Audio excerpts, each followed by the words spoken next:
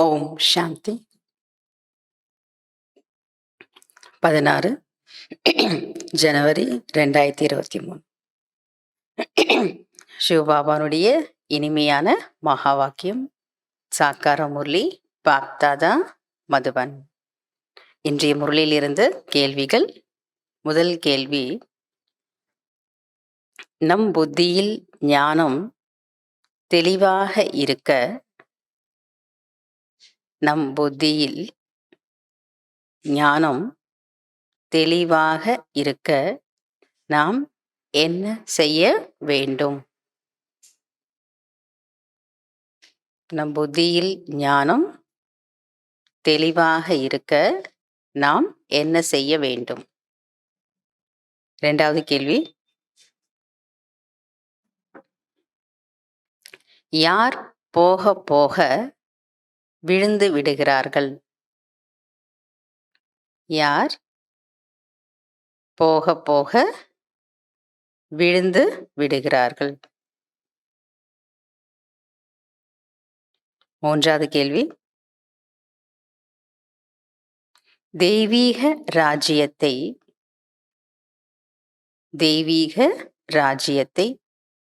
எப்படி உருவாக்கிக் கொண்டிருக்கிறோம்? தெய்வீக ராஜ்யத்தை எப்படி உருவாக்கிக் கொண்டிருக்கிறோம்?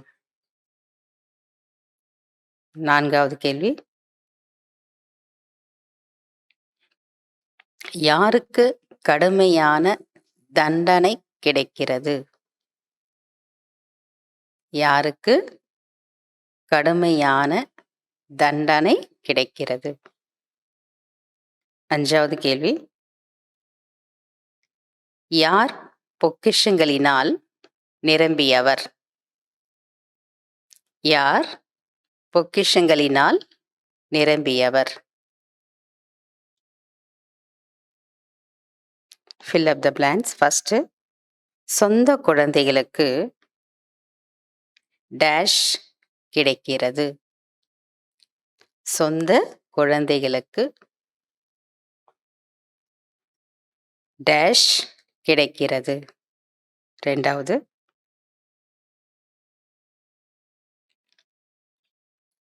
ஒவ்வொரு அடியிலையும் ஸ்ரீமதப்படி நடக்கவில்லை என்றால் டேஷ்.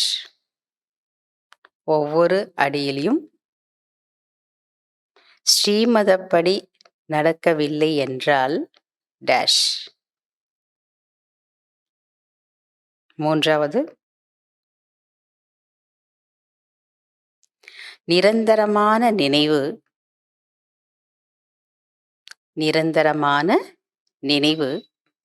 உறுதியாகிவிட்டால் டேஷ் வராது.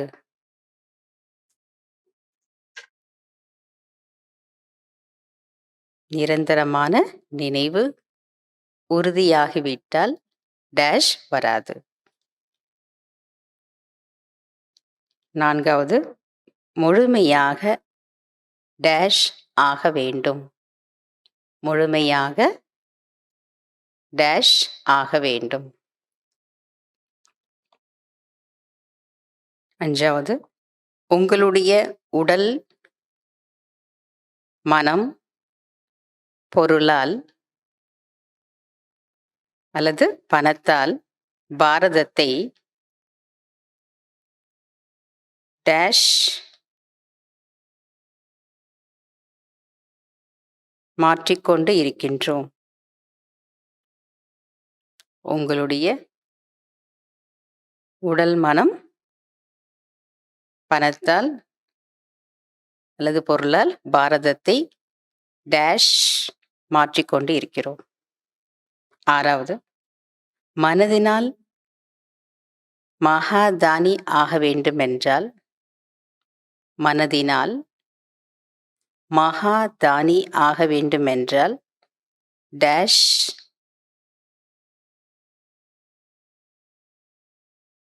சதா நிலைத்திருங்கள். டேஷ் சதா நிலைத்திருங்கள்.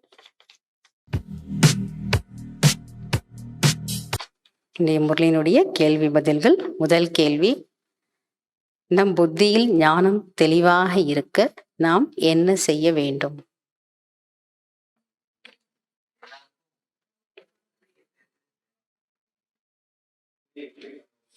எவ்வளவுக்கு எவ்வளவு மற்றவர்களுக்கு ஞானத்தை சொல்கிறோமோ அவ்வளவு உங்களுடைய புத்தியில் ஞானம் தெளிவாகிக் கொண்டே போகும்.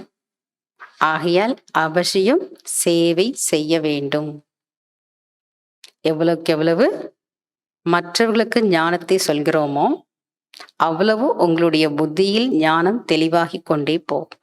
சொல்ல சொல்ல என்ன ஆயிட்டே இருக்கு? நமக்கு முதல்ல கேட்குது, பிறருக்கு சொல்லும் போது ஞானம் முதல்ல நாம தான் கேட்குறோம். அப்ப நமக்கு ஒரு தெளிவு கிடைக்குது. ரெண்டாவது, ஞானம் சொல்ல சொல்ல சேவை செய்ய செய்ய நிறைய விஷயங்கள் நமக்கு புரியும். அவங்க நிறைய கேள்விகள் கேட்பாங்க. அதை பத்தி நம்ம என்ன பண்ணுவோம்? சிந்திப்போம். அதுக்கப்புறம் அழகா சொல்லுவோம். இல்லையா பெரியவங்க கிட்ட கேட்போம், இந்த மாதிரி ஒரு கேள்வி கேட்டாங்க. அப்படி நம்ம என்ன பண்றோம்? நல்ல சேவாதாரி நிமித்த சகோதரி கிட்ட நம்ம கேட்டு அதுக்கப்புறம் நம்ம என்ன பண்றோம்? புரிய வைக்கிறோம். இல்லையா பாபா கூட நமக்கு சொல்வார் முரளியில, இப்படி சொல்லியிருக்கணும், இந்த கேள்விக்கு பதில் சொல்றாரா இல்லையா? அதனால தான் பாபா சொல்றாரு, நல்ல ஒரு தெளிவு கிடைக்குது. பிறருக்கு சேவை செய்யும் போது நமக்கு ஒரு தெளிவு கிடைக்கும். அப்ப நமக்குள்ள நிறைய மாற்றம் வரும். அதனால கண்டிப்பா சேவை செய்யணும். எப்ப செய்ய முடியும்?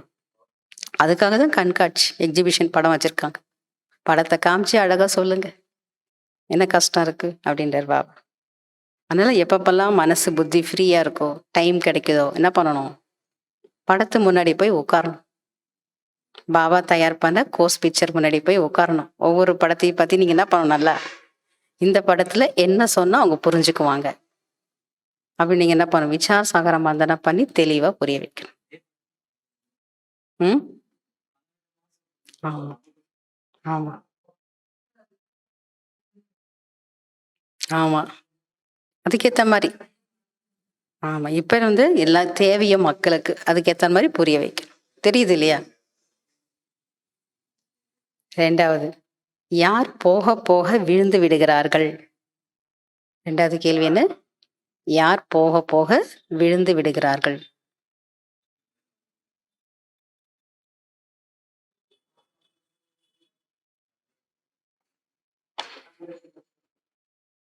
பாபா சொல்றார், மாற்றாந்தாய் குழந்தைகள் சேவை செய்யாத காரணத்தால் போக போக விழுந்து விடுகிறார்கள். சந்தேகம் வந்து விடுகிறது. மாற்றாந்தாய் குழந்தைகள் சேவை செய்யாத காரணத்தால் போக போக விழுந்து விடுகிறார்கள். சந்தேகம் வந்து விடுகிறது. மூன்றாவது கேள்வி, தெய்வீக ராஜ்யத்தை எப்படி உருவாக்கி கொண்டிருக்கிறோம்?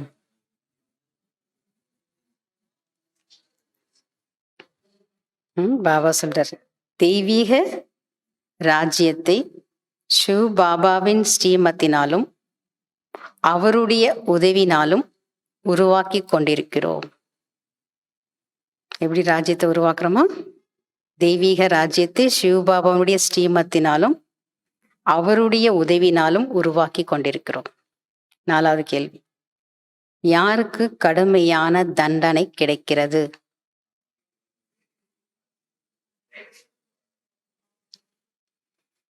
யார் குழந்தையாகி, தந்தையினுடைய குழந்தையாகி பிறகு விவாகரத்து செய்து விடுகிறார்களோ அவர்களுக்கு மிக பெரிய தண்டனை கிடைக்கிறது. யாரு தந்தையின் குழந்தையாகி பிறகு விவாகரத்து செய்து விடுகிறார்களோ, டைவர்ஸ் செய்து விடுகிறார்களோ அவர்களுக்கு மிக பெரிய தண்டனை கிடைக்கிறது, கடுமையான தண்டனை. அஞ்சாவது கேள்வி, யார் பொக்கிஷங்களினால் நிரம்பியவர்?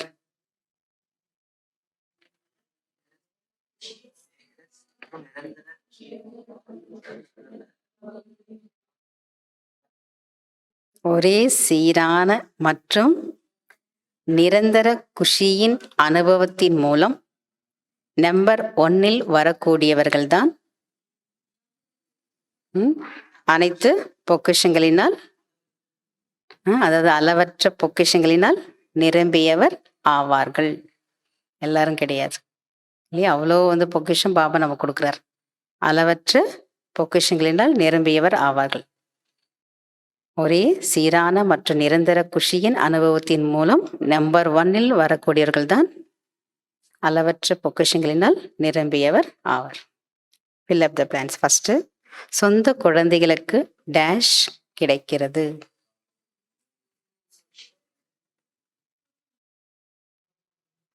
சொந்த குழந்தைகளுக்கு சூட்சமமான உதவி கிடைக்கிறது.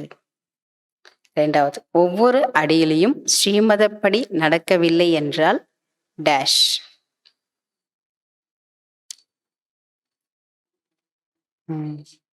ஒவ்வொரு அடியிலையும் ஸ்ரீமதப்படி நடக்கவில்லை என்றால் பெரும் சண்டையாகிவிடும்,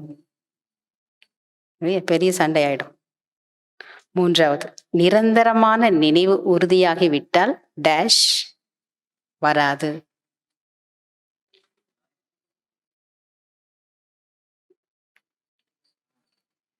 நிரந்தரமான நினைவு உறுதியாகிவிட்டால் கடைசியில் எந்த குப்பையும் நினைவிற்கு வராது. கடைசியில்னா எப்ப? ஆத்மா இந்த சரீரத்தை விட்டு போகும்போது, அதான் கடைசி. அதுக்கு இப்பத்துல இருந்தே பிராக்டிஸ் பண்ணணும். நிரந்தரமா பாபாவுடைய நினைவில் இருக்கிறதுக்கு பக்கா ஆகணும். அப்ப கடைசியில எந்த குப்பையும் நினைவுக்கு வராது. 4வது கேள்வி, முழுமையாக டேஷ் ஆக வேண்டும். அர்ப்பணமாக வேண்டும், வாரிசாக வேண்டும், மகாதானி ஆகணும், வள்ளல் ஆகணும். Very good. யார் வள்ளல் சொன்னீங்களோ அவங்க பாஸ். முழுமையாக வள்ளல் ஆக வேண்டும். 5வது, உங்களுடைய உடல் மனம் பொருளால் பாரதத்தை டேஷ் இருக்கின்றோம். உங்களுடைய உடல் மனம் செல்வத்தால் பாரதத்தை தெய்வீக ராஜஸ்தானாக மாற்றிக்கொண்டு இருக்கின்றோம். தெய்வீக ராஜஸ்தானாக மாற்றிக்கொண்டு இருக்கின்றோம். நம்முடைய உடல் மனம் பணத்தின் மூலமாக தான். 6வது, மனதினால் மகாதானி ஆக வேண்டும் என்றால் டேஷ் சதா நிலைத்திருங்கள்.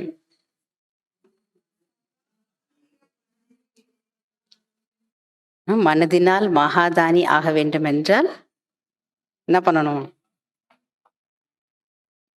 ஆன்மீக மனநிலையில் சதா நிலைத்திருங்கள். அச்சா. ஓம் சாந்தி. தேங்க்யூ பாபா.